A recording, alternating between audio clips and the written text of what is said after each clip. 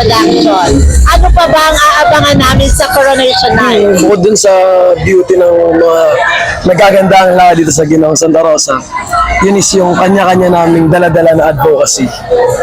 Ang Ginoong Santa Rosa po ay hindi lamang nagpapakita ng kagandahan ng mga kalalakihan sa panlabas, kundi doon dala-dala namin kung ano yung isinusulong namin at pinaglalaban ng bawat isa para sa ikabubuti ng Santa Rosa at lalo na ng mga mamamayan dito.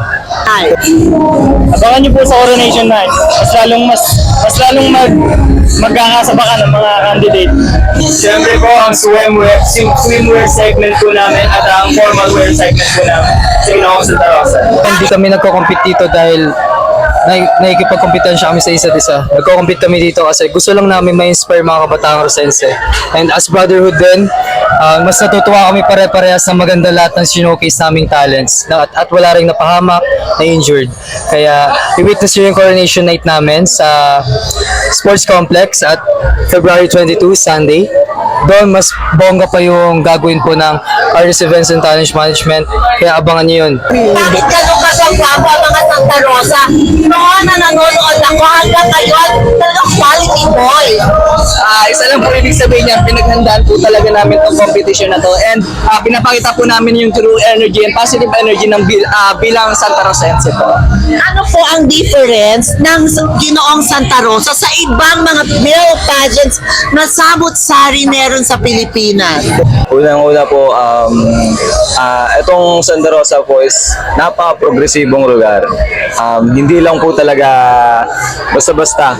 Lalo na po kay Mayor Arlene Arcillas. Maraming salamat po na nagpagawa po kayo ng ganitong event. Lalo na po sa mga men pageant. Sa amin po may mga pangarap na makapag-pageant. Mas mas ganado po kaming manalo lahat. And gusto po namin ibigay lahat yung best namin para po mapakita na kung ano po ang kagandahan ng isang Santa Rosa po. So, ibig sabihin, pag isa sa inyo mga nanalo, gusto nyo rin mag-isang Alden Richards in the future? Yes naman po, wala pong imposible na kami yung maging next, maging inspirasyon sa mga tao dito sa Santa Rosa. Katulad ni Kuya Alden, posible din po sa amin bilang candidate na after neto ay maging inspirasyon din sa kabataan at ayun po.